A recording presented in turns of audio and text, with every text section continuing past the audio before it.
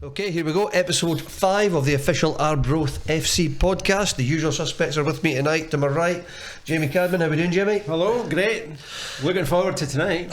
To my left, the glorious Fermer. How we doing, Fermer? Fantastic, guys. Nice to see you all.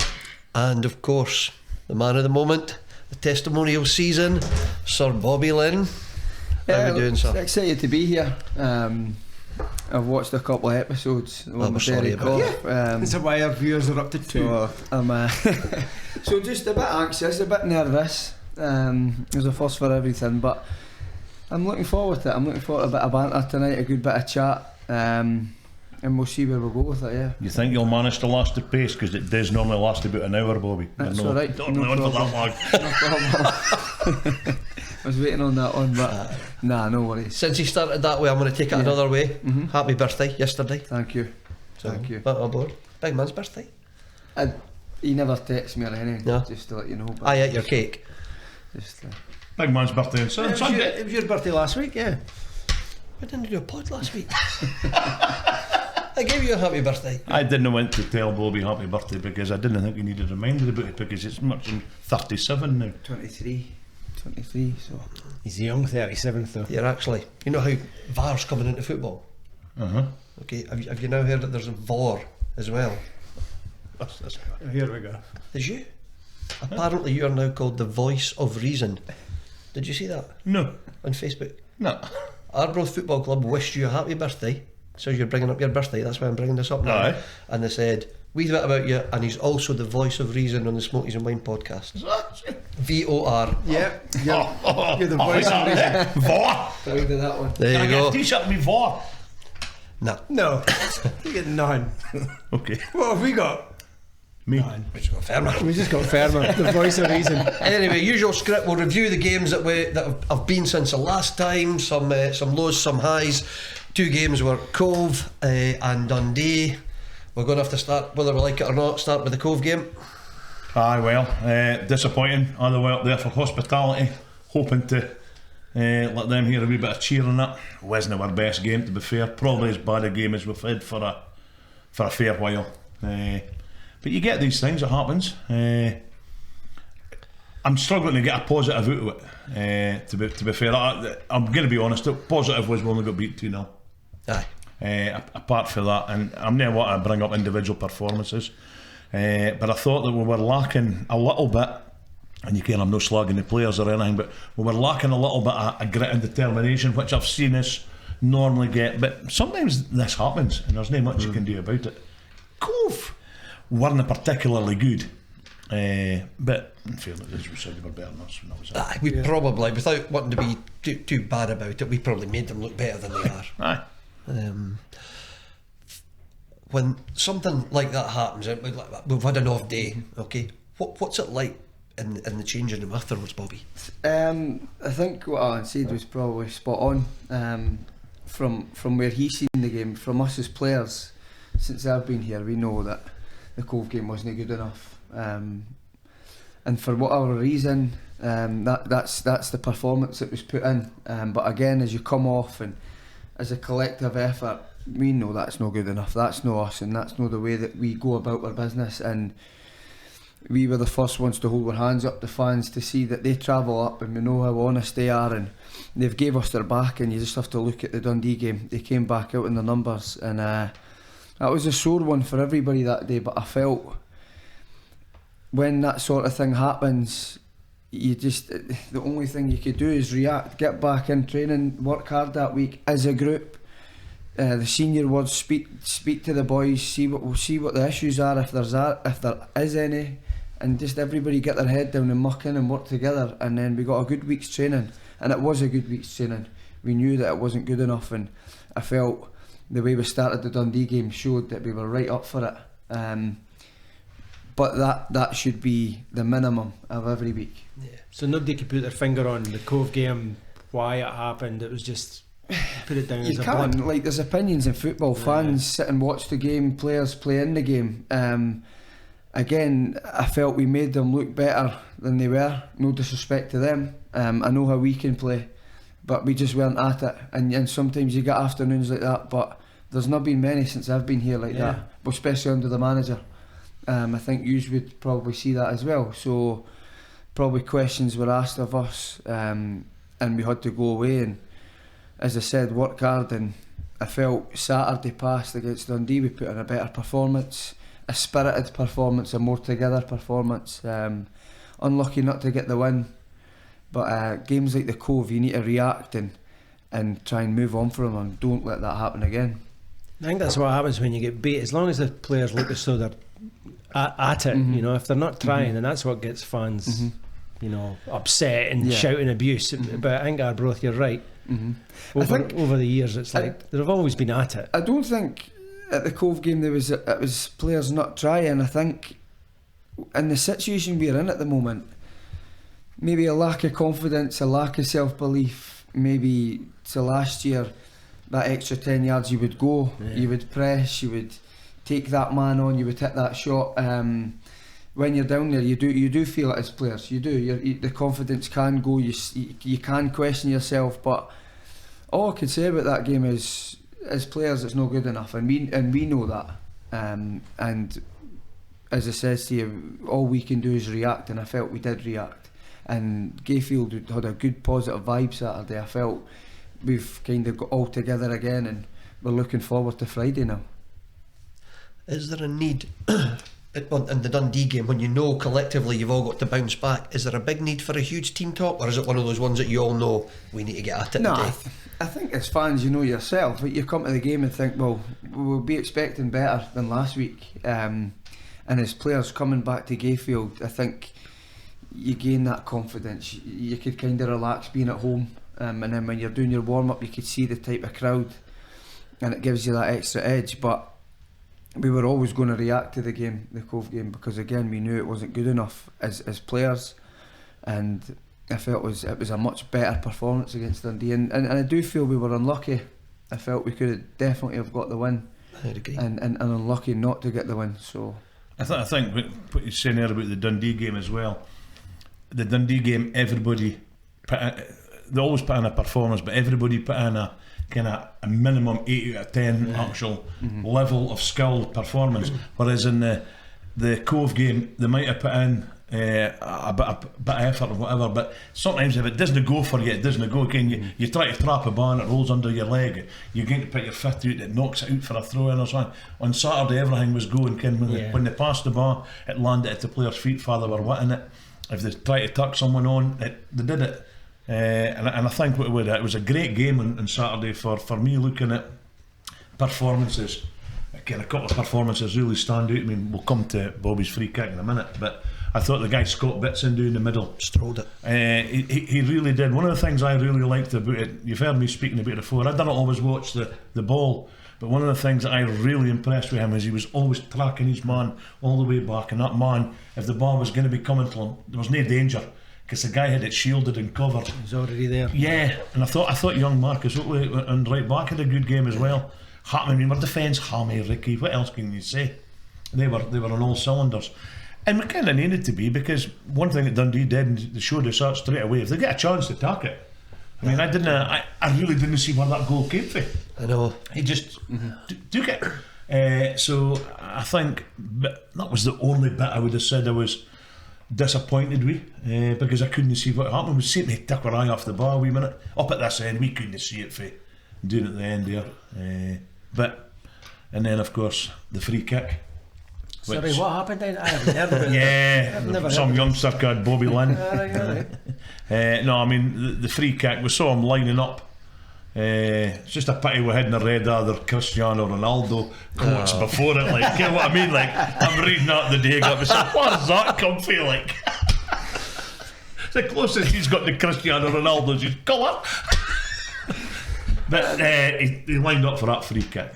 Bobby, you'd as well tell us the rest. See, obviously, just touching on what you were saying beforehand, what stuck out to me from Saturday was we went down after 5 minutes a goal. We went down 1-1-0, and I felt the reaction then, even with the Cove game, sometimes you're deflated, you go 1, it goes to 2, but I felt Saturday we kept our composure as a team, we kept the belief, and we continued to press on, and obviously we get the goal kind of comes out of nothing, but I feel the goal, we deserved the goal regardless of when it was in the first half, because we were pressing them and putting them under pressure, and I felt that was more of what we're about playing here, is getting it high, getting teams turned, making them uncomfortable, and that beautiful wind just right down the pitch. And it's crazy how away teams don't know how to play with the wind. I thought second half they struggled. They were. I was speaking to Cammy during the game, and the amount of players you speak to, and they're like, "Yous know how to play in this wind, but like, how do you know how to play in it?" And the amount of players over the years that say that to you, and you kind of just have to laugh. Because you always think like they're way to get wind, and it's like, oh, we're going to get pummeled. There's this big myth that yous know how to play sort of thing, but I think if you look at it, we know how to utilise it. But I felt we usually go against the wind, if you notice, first half, but we changed it up Saturday, and I felt that it helped. But I felt second half of the game did kind of fizzle out. But we've just got to kick on from there. See, just on the free kick, there'll be a lot of young fans and young people that play football. From a technical point of view, with the wind whirling about like that, what's going through your mind when you're trying? Because I mean, right in the postage stamp on that left, I actually heard Dick say to Rab, he's not shooting for there, is he? You know, but how are you lining that up? What's going through your head? I've watched it back, and at the time,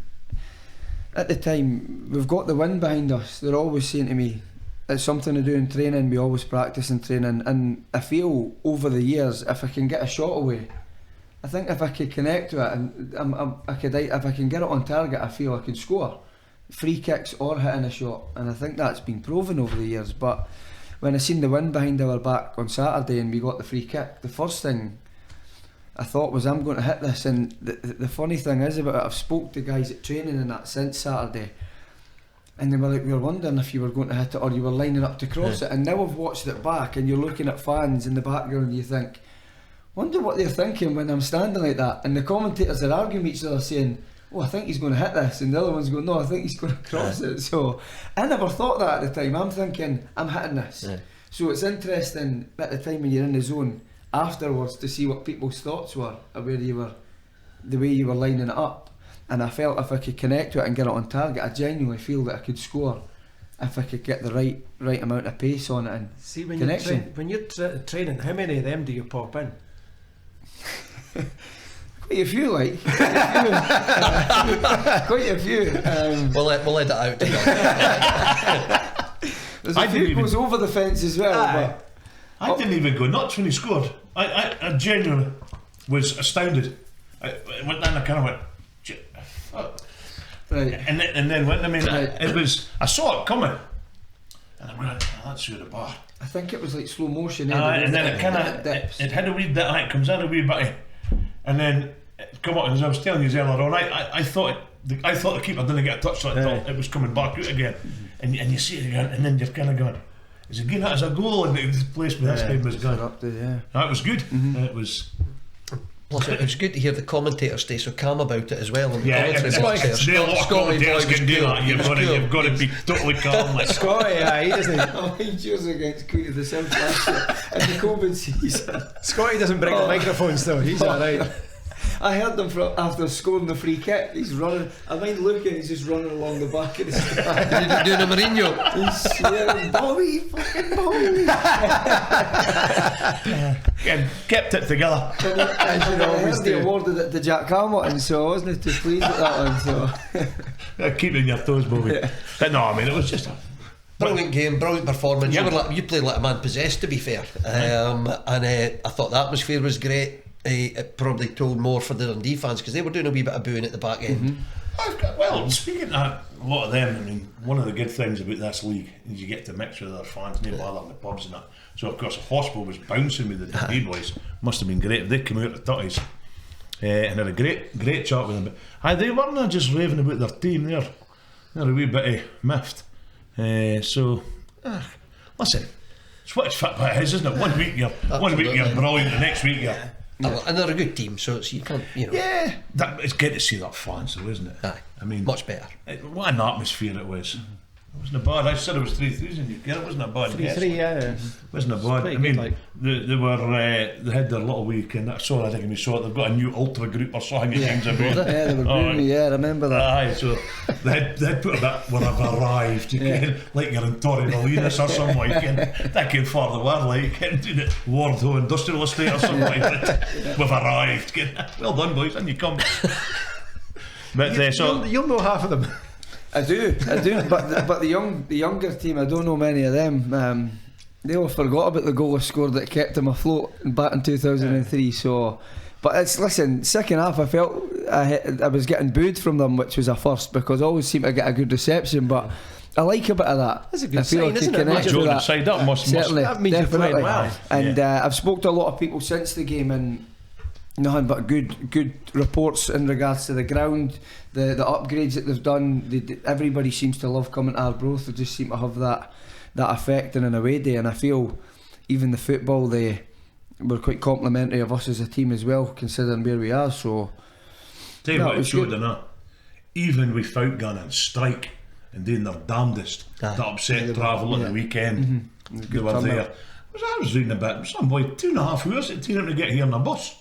I'm not sure which bus he got on, like, it doesn't matter, like, but getting no trains or nothing. I think Abdi did brilliant to get here for that. It was a brilliant crowd. Yeah. Well, there was one other game that's also taking place, 9-goal thriller Fermer, that you've been largely responsible for organising as well. The big man's testimonial. I could see you in your eyes there. You thought, where are we going there? What game was A bit cryptic. I was at a 6-goal thriller on Tuesday night, and then you're on about a 9-goal. Aye. Bobby's testimonial game. What a day!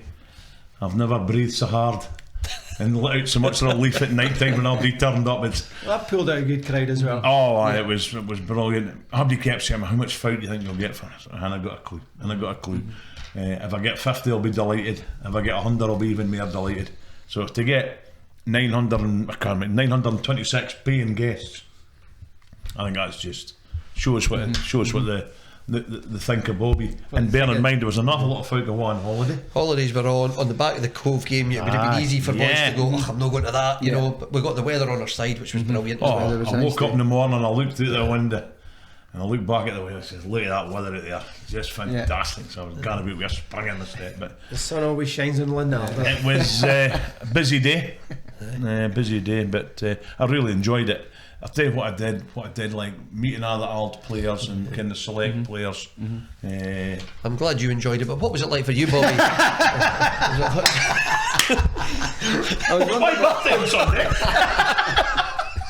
I was wondering if I was ever going to get to talk about that way. On you go, keep going. So anyway, that was good to know. So anyway, back to you, Fermer.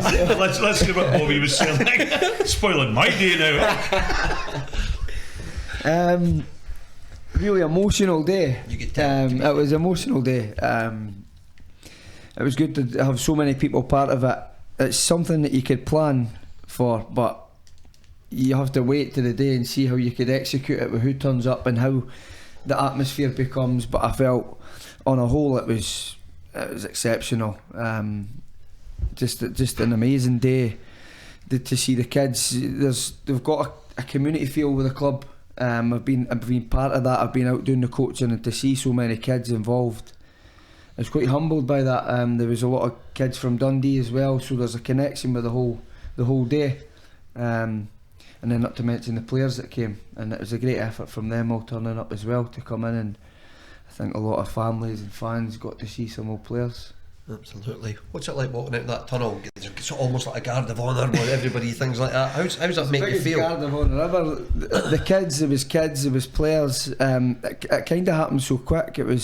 I could just remember Alan calling us out, and I was out with the kids, and I feel sorry for my partner because I think it was 10 yards in front of her with the kids just walking out, and she's running behind with the youngest. So I did feel bad for that afterwards when I watched it back, but again, just a great moment, an emotional moment. It's been 10 years, and to get the reception it did, it didn't matter to me how many turned up. The people we spoke about that we wanted there, and the people that's been involved were all there to see, and I think collectively it was a great day for everyone.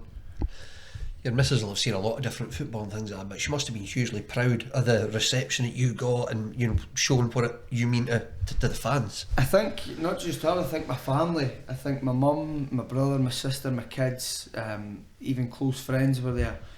They don't quite realise until they come through a bit like how manic it can be at times. And I just felt like that day was just a total. It was an emotional day for everyone, all my family. And it's one that I'll always remember. I'll never forget that day. I'm proud of it, and I thank Alan and everyone who helped with it. And it's one that'll live long in the memory. We do give him pelters, but he did a star turn for you. Not just you, but the whole committee. But obviously you've been a big part of it. Mm-hmm. It took a bit of organising, to be fair.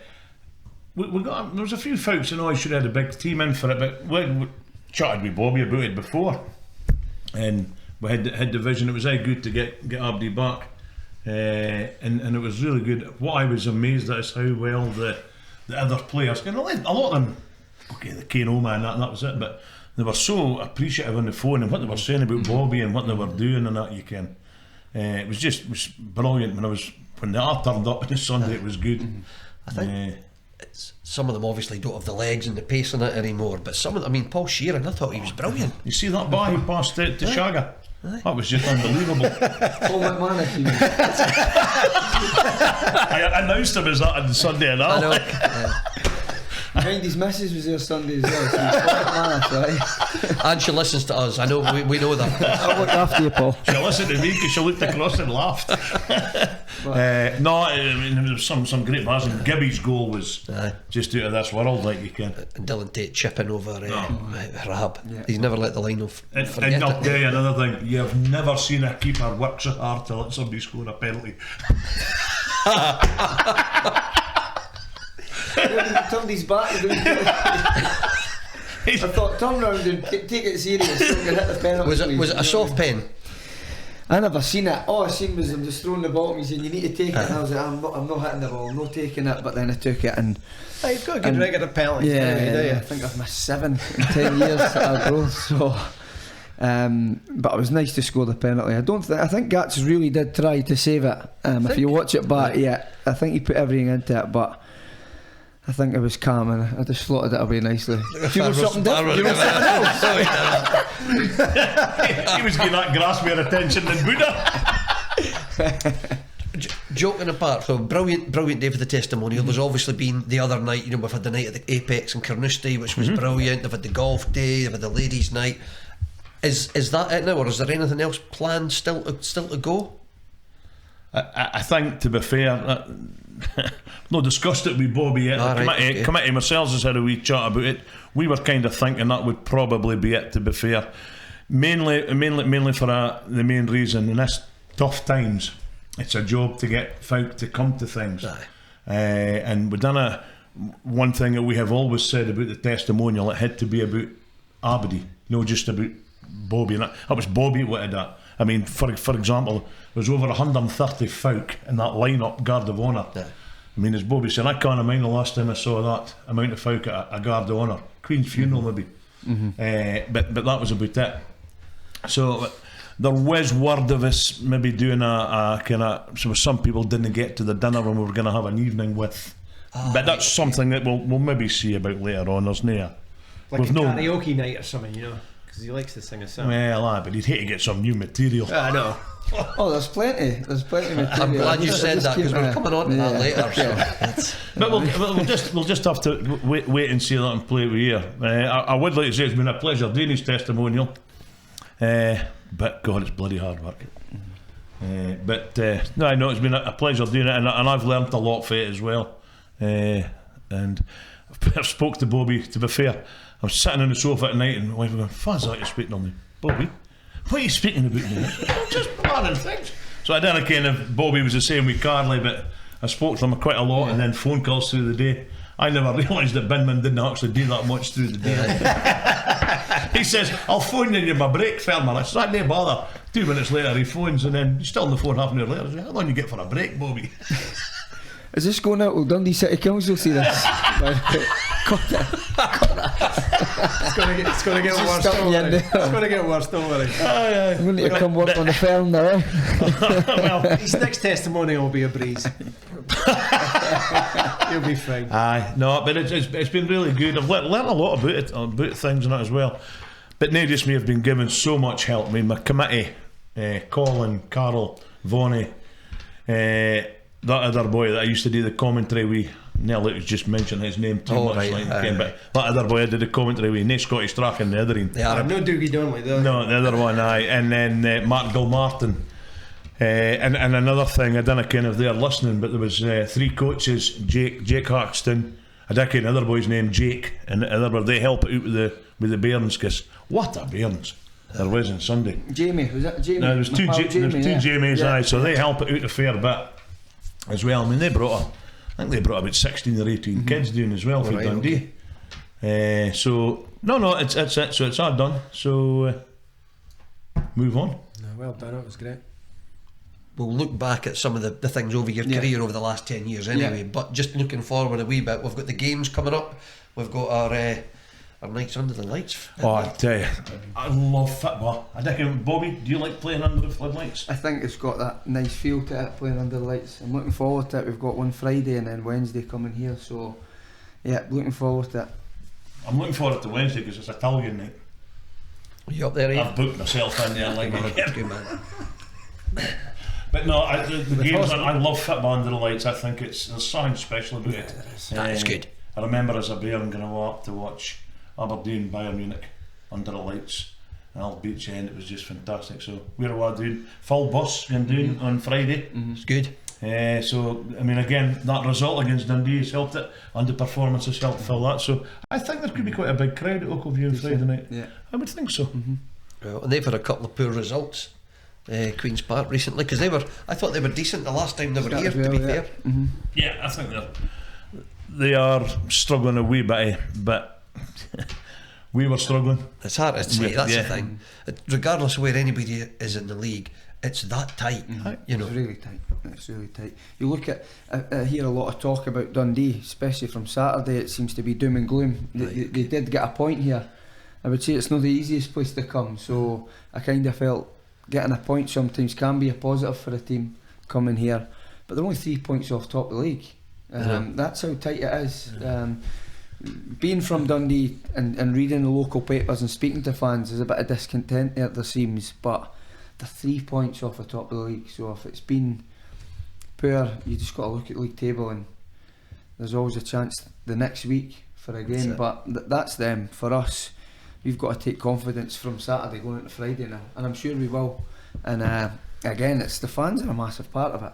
Coming into Gayfield and seeing the amount of fans there, and it doesn't go unnoticed, especially after the Cove game. The support's there, so we really need to be knuckling down and putting the work in on the pitch. So I'm looking forward to Friday. It'll be a big game, and it's a game that we could go and win as well, and it could really kickstart us if we do.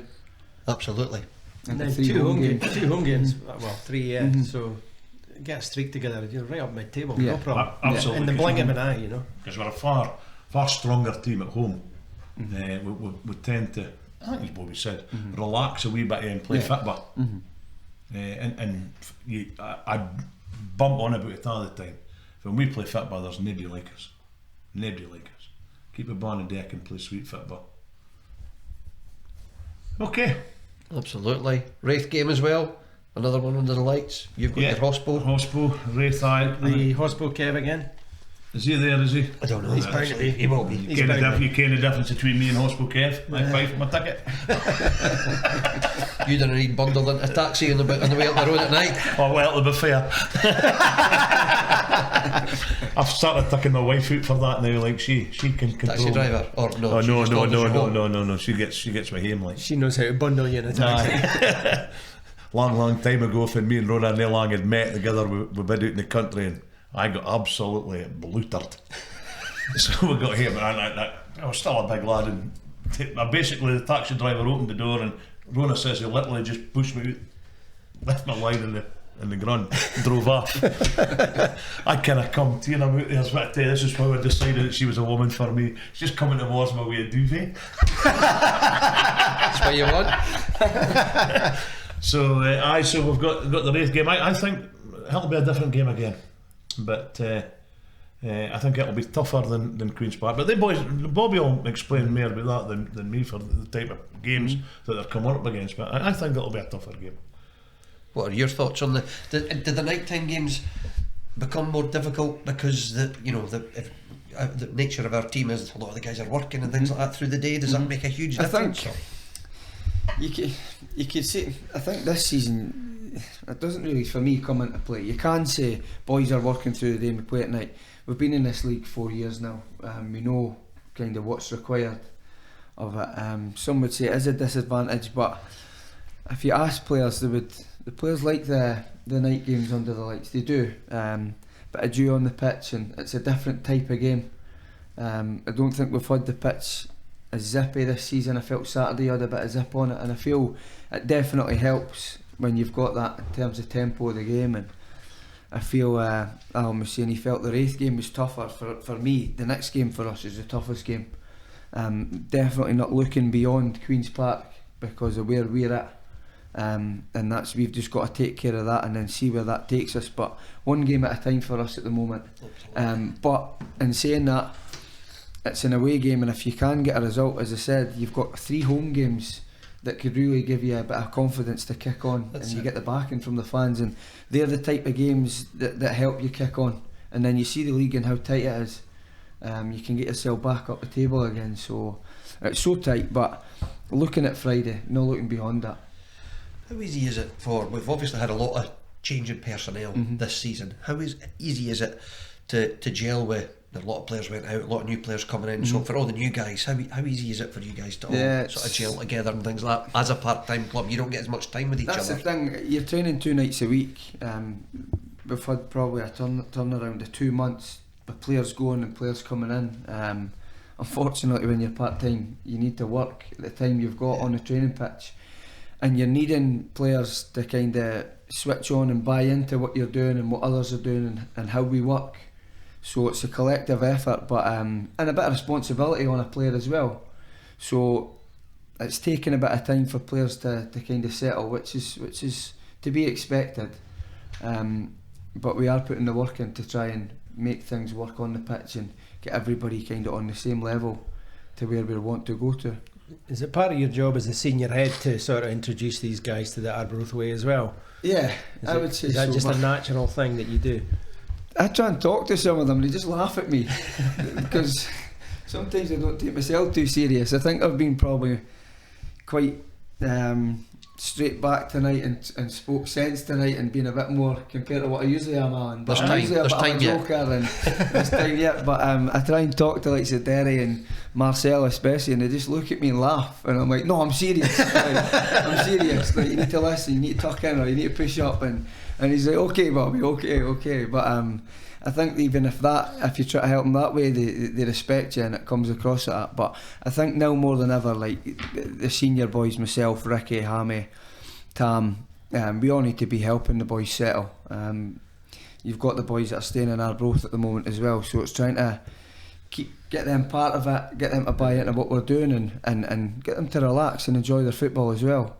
So just what you mentioning Ricky, that's the one thing I wanted to say about the Dundee game, and take nothing away from what Tam does, but I thought Ricky had a brilliant captain's display, and he was really vocal, stuff like that. The other thing, that Rab was really quite vocal as well. There was a lot more direction and things like that coming from the dugout.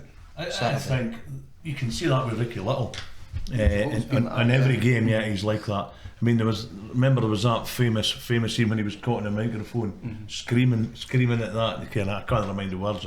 Obviously, I'm not going to swear because there'll be children listening. But he's very vocal in that. I've not sworn yet. He's vocal, and I think that's, as Bobby's saying, that's why you're relying on guys like Bobby, Ricky, Tam to bring these new lads in.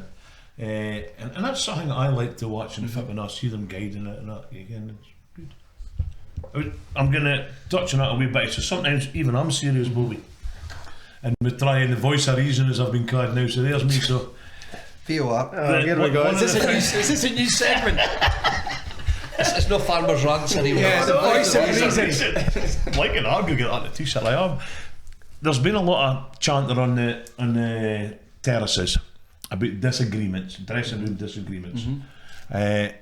Would like you to clarify and give your opinion on what you think dressing room agreements. There's Abby saying, "Oh, such and such is not happy, he's not happy," and that again.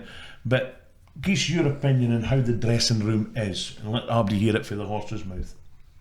Well, I wouldn't say that there's any dressing room issues. I don't know where that comes from. I think, look at Saturday. It was a spirited performance. We worked hard. Because you maybe don't win games and you maybe know at the level or maybe where you were last year, I don't think you could just then point the finger at things, and I think that's the way football is nowadays, that it's easy to point the finger. We're going through a period where we're struggling for a bit, but we're human at the end of the day. We were low in confidence. It's real, you could be a victim of your own success. You look how well we done last season. You can't have it all your own way. I've been relegated here. It's not a nice feeling. So to take that experience and try and help this time round will help others. Not just me. And again, like Sir Ricky, the manager, Rab, everyone connected. We've lost games. We've not played as well. But again, we know as players we've not been good enough. But last season it was up there for a number of reasons, and for most of the season it was up there. Again, we've struggled to kind of replicate that, but boys are out there trying and working hard and going to training every night and trying to make things right. So you just call for a bit of patience from everyone, from the fans, and that we are working hard to put things right on the pitch. But dressing room's fine.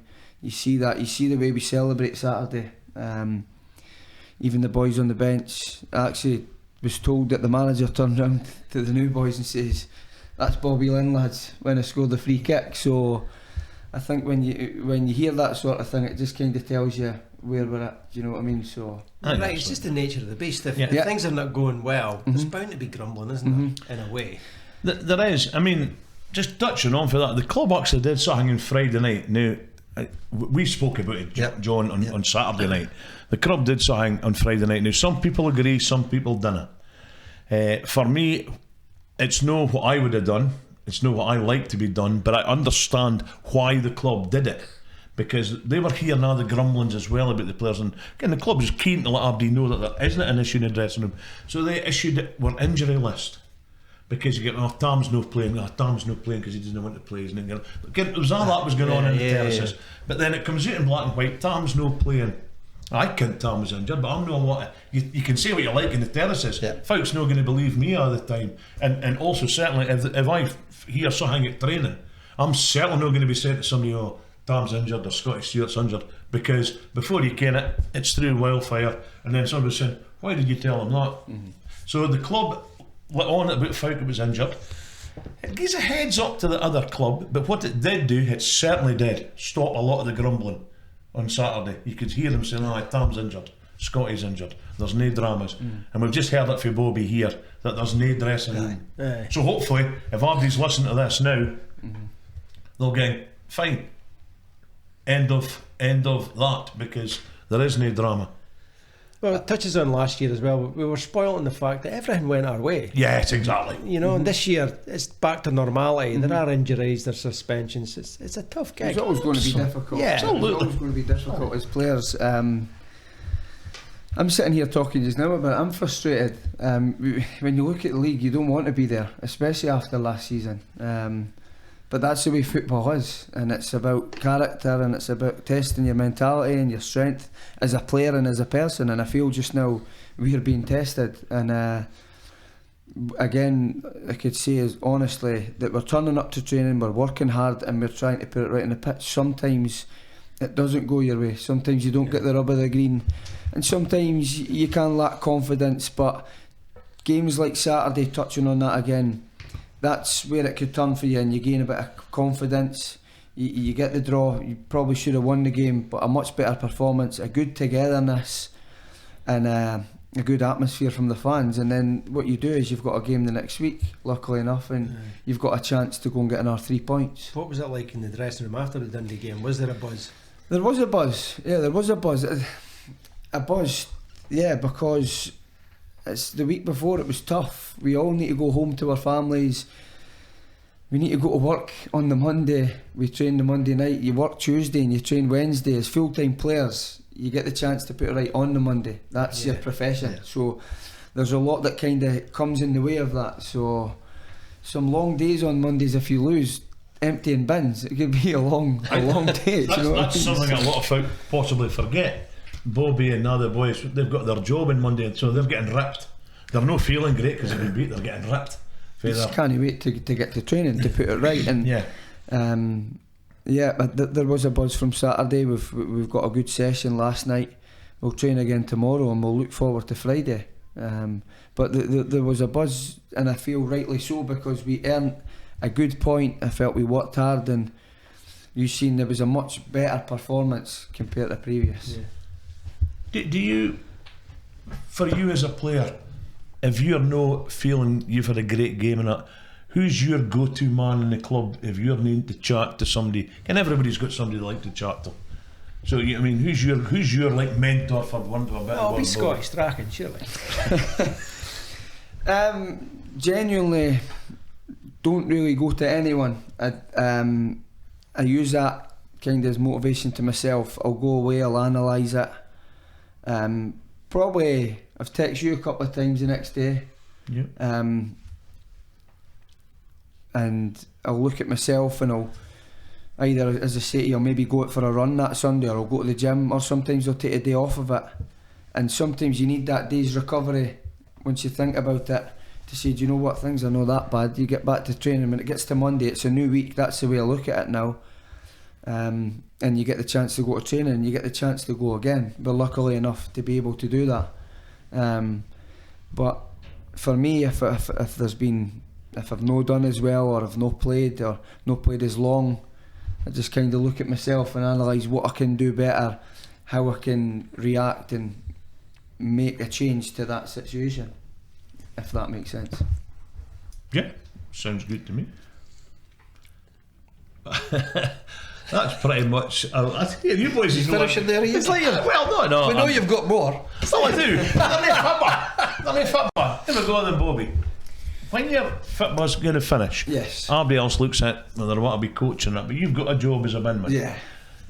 What are you seeing yourself in 5 years? Are you seeing yourself driving that Larry, or what do you think you're going to be doing? 5 years? I'll still be playing out there in 5 years.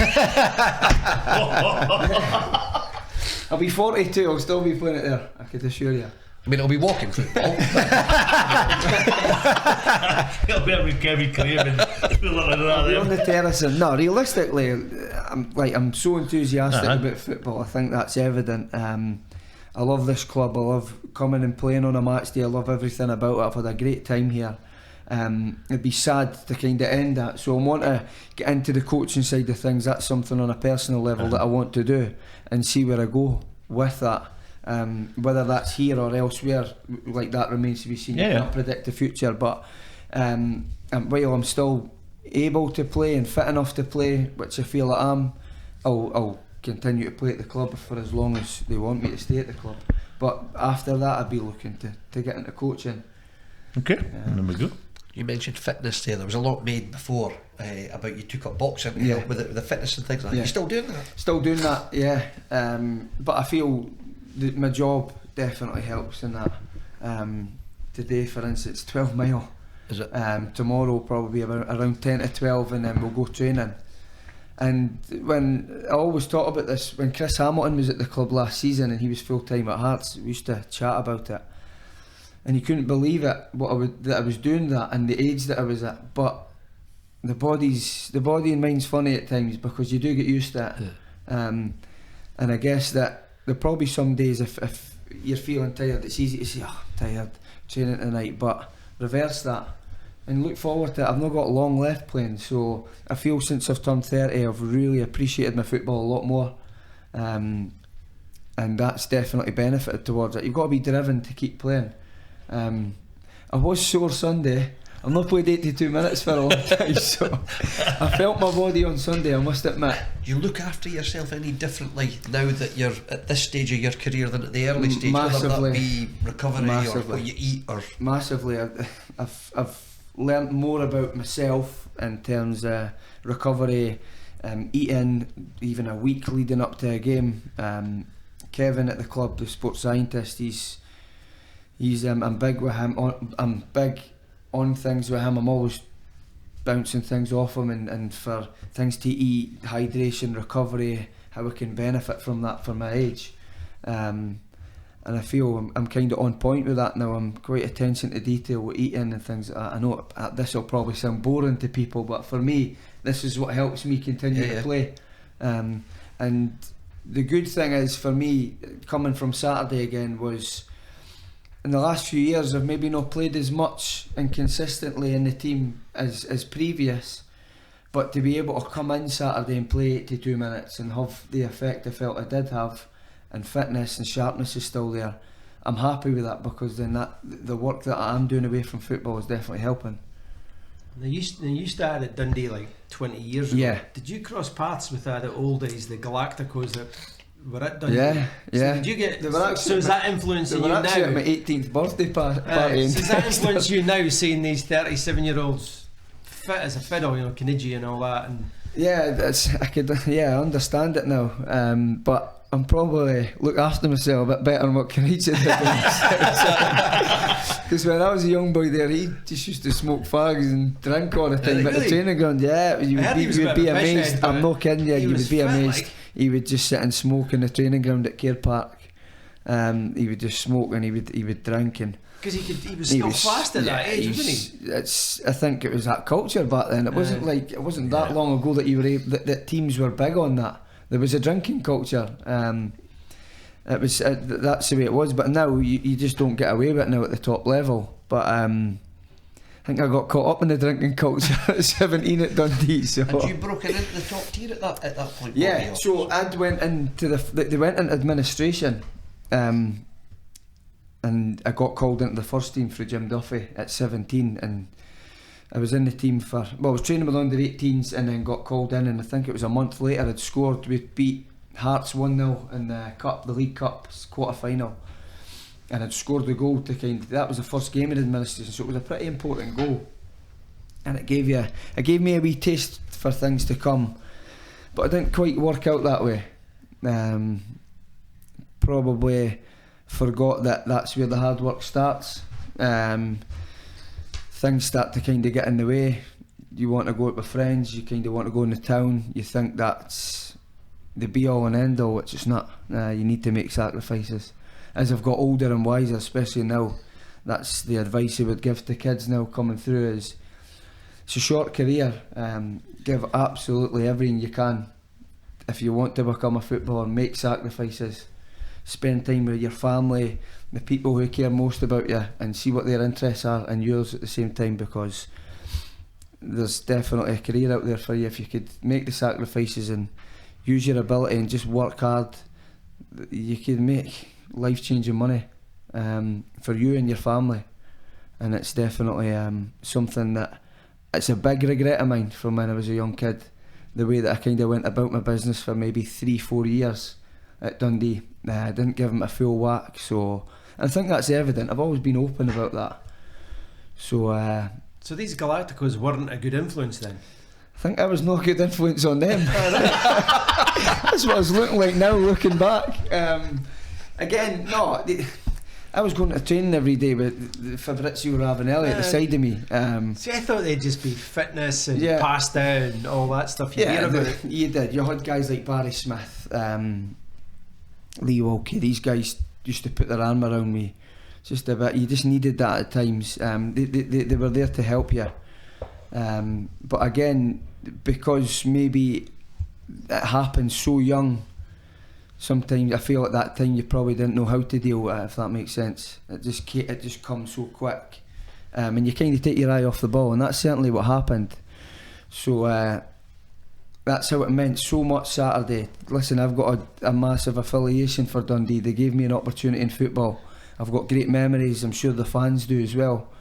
But the goal Saturday for me at 37 years of age, to be able to score like that and to still be playing against Dundee where kind of things didn't quite work out, gives us probably a bit of satisfaction and comfort that, well, you've kind of reacted and bounced back from that, and you're still playing, and look at you now where you're at. A few grey hairs now, but Yeah.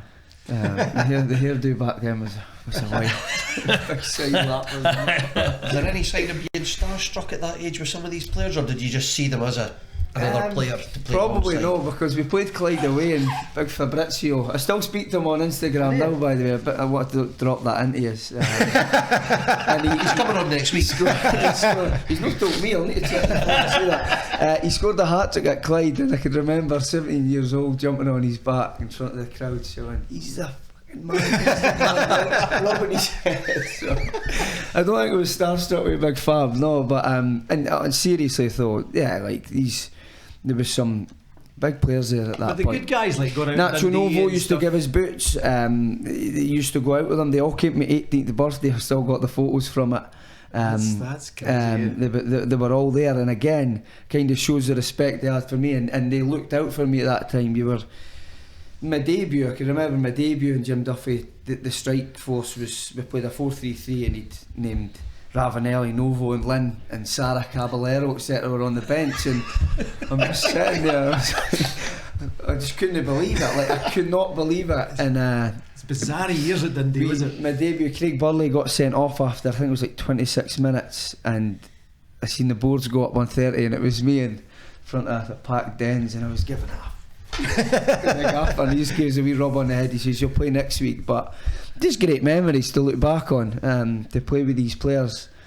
Yeah, I've got fond memories of my time there. You take them to Fat Sam's? They took me to Fat Sam's a couple of Tuesday nights, that got me in trouble as well. Yeah. It's always a classic Tuesday night. Pound of drink, blue wicked, Jamie Landfield, honestly. But I was actually speaking to Scotty Allen about Fat Sam's last night at training. He was at United, so he knows Fat Sam's well as well. But good memories, good times. Speaking of good times, then, one of the questions that we were speaking about earlier on, to be fair, it's Farmers. out of your career, Yeah.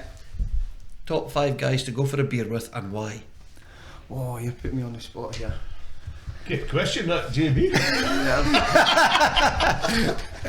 Stolen. If I'm no number one, there's going to be a right. And why? Well, Ricky Little, obviously. Why, obviously? Yeah, why? Need to keep this clean.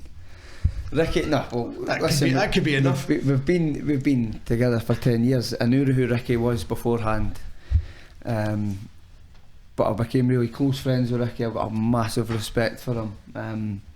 I was at his wedding not long ago, and he's just a really nice guy, nice to be around. A real leader on the pitch, but off it, a gentleman, and a guy I've got so much time for. And he always, when I'm singing a song, he'll always kind of go, hey, and get everybody going, and that. He's the only one, like, so that's probably why. Aye, Probably toned to down. drown you out. Yeah. It's a nice touch, actually, at your testimonial when you gave him the sign. Yeah. Yeah, that was just a gift from me and my family to Ricky, for the respect I've got for him, and so he would be one. Yeah, he would definitely be There's one. just one at the table. Number two. Has to be Kinnigia then, does it? I actually got his number. I've got that framed in the house. Linn 33. I got his number after he'd left, but he just misses out on this one. Probably Barry Smith. He's on the bench. Just for He's on the bench. Barry Smith, just for the way he looked after us at Dundee. He was always there every morning to make sure how you were and see how things were going, and he would always pull you aside. And being such a young age, playing in that team at that time, he would always give you pointers on how you can do better and what you could work on. So I never actually had a beer with Barry, so I need to see how that goes now. I'm a bit older now, where I could approach him and say, would you like to go for a beer? Top 5 guys to go for a beer with. Yeah. You've never had a beer with. Stuart's inquiry. But no, we've got to go to VAR for that. We've got to go to VAR. Well, I just thought top 5 guys. Basically, we're looking for you dishing dirt on 5 mates. That's essentially all we're looking for here. Why you're going with them? The other one has got to be Martin Scott. Jimmy. There's a John as well, believe it or not. But that's when there is a drink in him. What a crazy guy. We were in Magaluf after winning the league. me and Ricky were sitting at our balcony, and we just hear this commotion down at the pool. And there's this 4 English guys, and Jimmy's just walking about. He's got this sombrero hat on, shouting, "John!" He keeps shouting John. But this was, he had a split personality when he was drunk, and this was wild. Like, this was one side Jimmy would talk to John would talk back to Jimmy. This is, you need to see this. I need to get him drunk one night and come on and you would see it. Bring both of them in. He gets the ball for these 4 guys in the pool. He picks it up and leathers it right over the balconies, like right over the top of the hotel. And we're standing watching. He's like, "John, why did you do that, John?" He's like, "Jimmy, shut up, Jimmy." And these 4 boys are staring at him. And this went on for about a minute or 2 minutes. And me and Ricky's like, "You're going to need to go down and grab him." So we had to go and grab him, and the whole way back up, the head was at this side and the head was at this side. And I'm not kidding you, I've never seen anything like it. And to this day, it's just stuck in my mind. And yeah, you just need, if he's got the opportunity, go for a beer with him, because This is 2 or 3 exceptional. Absolutely. How many friends is This that? is exceptional. So he's in there. He can cover Barry as well then. So That's 3 going into 2. So number 4. Number 4. Oh, number 4. I'm trying to think here. Genuinely never thought it'd be this tough a question. I know, eh? They just rattle them off. Okay, we'll go on to something else and I'll come back with 2. Is that alright? Well, we've got the quiz. Because five's a lot. We've got the quiz on. We've got a quiz for you. We've got a quiz for you. We've got a true or false quiz. Right, okay. It's dead easy. Right, okay. Nothing too bad, is it? Well, I never did get a question, so I'm done Oh, again. do you know, right? I didn't get an agenda this They're all week. very sensible. You should get Or the any answers. Yes. Okay. So question 1. Yeah. Your highest scoring season at Gayfield was 23 goals. True or false? True. How many did you score in the league that year? Oh, that's a tricky one. 23. No, it was 21. Was it? And you got 2, to make 23. Question 2, so you got one Okay. right. JB has finished the Corona and the slice of lime is still inside the bottle. Should he put the bottle in the grey bin? True or false? Sorry, read that out again. Sorry. He's just done me here. Go read that again. JB's finished the Corona and the slice of lime is still inside the bottle. Should he put the bottle in the grey bin? True or false? You need to read it again, man. It's a glass bin or the food bin. I go on the right phone, Jonathan Smart. He'll get an answer on this. There's glass and lime in it. Can I phone Jonathan? What bin does that go in? Can I phone Jonathan for this one? Come on, Jeremy Clark. True or Let's go, false? let's Grey go. bin, true or false? 4. A Corona bottle with a slice of lime in it. Ooh. In Angus or in Dundee? Oh, he's trumped you. Has to be Angus. I'm not sure the colours of bins. I would say green, no?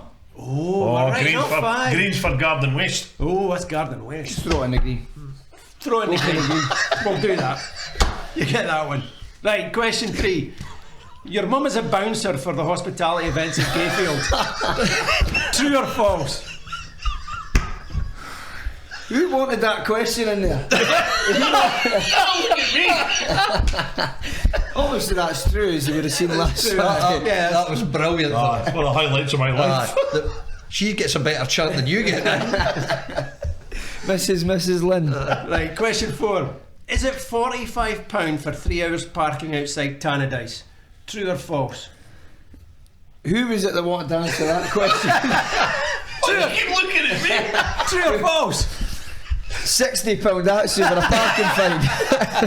Is that true that you parked there and had to spend your window to paying your parking fine? I just scored the winning penalty against them. It was buzzing. I'd come out the stadium, went on to I forget the street, Dundee Street was it? I go onto the street and there's a parking ticket. Yeah, had to pay the fine, parking ticket. Win bonus. Me and 2 other boys, yeah, Omar and I think Danny as well. He would have thrown it away, but he didn't get what bin.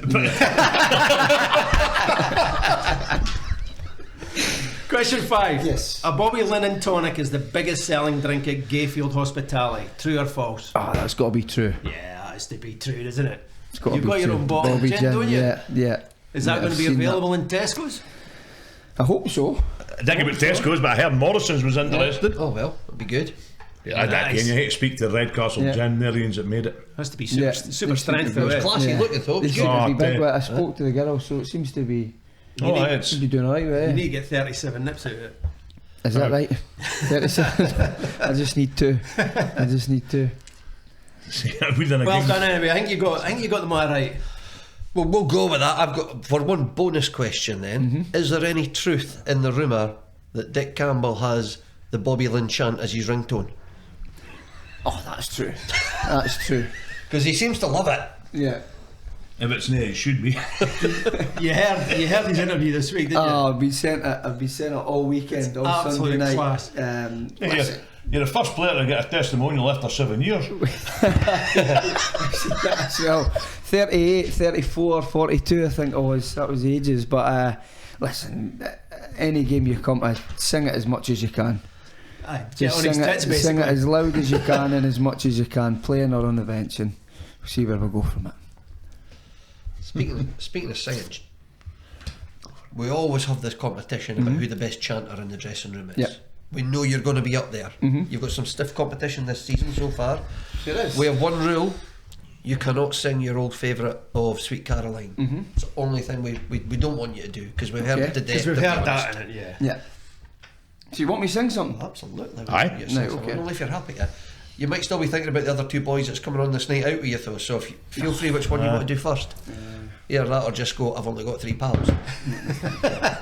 Let me think here. I can't believe he's so long as that. This is incredible. No one's been put under this pressure by us in the past. I mean, what you need when you're in a night, you need a boy that can drink with you, a boy that can get you home when you're food, an ugly in so that you score with the woman and he doesn't. A lassie through duvet over here. Let me think here. Somebody with money. He's struggling more than Shane Logan's shorts were at the Cove game. Oh, are they in there Oh, embarrassment? absolutely, they were hideous. What could we go? So I can't sing Sweet Caroline, so We'll just fill in a wee bit of here, which is like the test card. okay, so I could stay awake just to hear you breathing. I could stay lost in this moment forever. When every moment spent with you is a moment I treasure forever and ever, and I don't wanna close my eyes, I don't wanna fall asleep, I still miss you, babe, and I don't wanna miss a thing. Oh, he's up there, he's up there. I got better than Sweet Caroline. It's better than Sweet Caroline. Oh, definitely. Absolutely, I don't know why you stick to the old one. Oh, it's not bad He chanter just thinks actually. everybody Is that all knows right? that one, No, isn't it's it? not Is that bad. alright? Well done, Bobby. Yeah. I think it goes to number 1 in the charts. Well, I think so. Did Derry sing a song? Derry sang a song, some little soul number thing. What was it? Bruno Mars or something, was it? It wasn't the Bruno Mars. We'd never heard it before. No, He's I too never young heard for it. us. Yeah, I to think have he never sang- heard he of sang it. one member Still down think at he's Ayr. sitting outside DeVito trying to sing it. I think he did say he sang it. He sang it for He sang his initiation. initiation song at Ayr, but nobody really knew Nobody what it was. knew it, like. No, and Daniel, what did he do? Bill Withers. It was a Bill Withers song, wasn't it? Fosu, going in. Fosu been on? I thought it was on, Fosu. man. How was his chanting, alright? He's a good singer, Aye, like. yeah. Not as good as you though. He rattled these 5 names up, Yeah. mate, by the way. Oh, Harry did he? never sang. Oh, aye. I Barry didn't sing like, no. Barry? Sellers was on, he didn't Was he sing. on? He Aye. never sung. You know, listen to this, like. Why was Barry no singing? Well, the biggest question is, how did you know Kane Barry was on? I didn't know You Barry don't was listen to on. this. I didn't know Barry was on. He'll send you the I knew- link every week. I knew We get the Derry. youngsters on, Yeah. then we get you. I'll tell you what I went on now after listening to the night. I'm wanting Kevin Mill on. I'm wanting to see if we can come up with a diet for me that's reasonably able for me to follow. I just don't eat. Have you got a plan B? It's pretty much it. It's pretty much it, like. Listen, it's been a tremendous season for you so far. You've had, I mean, forget the Dundee goal. You've had some screamers this season. I don't want to call it an Indian summer. That feels a bit disrespectful. But you've scored some absolute belters. You've came on here and been a belter. I'm delighted that you've been here. I've got nothing left to ask. Fermer, That's it, I've got nothing left. Jerry, I only want to know the next 2 guys he's drinking with. I've kind of bypassed that now. I don't think he's got it. I apologise. It would have been so easy if he just go Fermer. Apologise. I can't believe I'm not invited. Tells That's you why I what want you just need to know. move it on. You've done the hard work now. He doesn't need you now. He cares how much I can drink, so he's feeling it to buy. You need to put your babysitting fees up. Bobby Linn, thank you very much you, guys. indeed. It's been a Cheers, pleasure. Bobby. Cheers. Cheers, guys. Thank you. Right, folks, we'll see you on Saturday.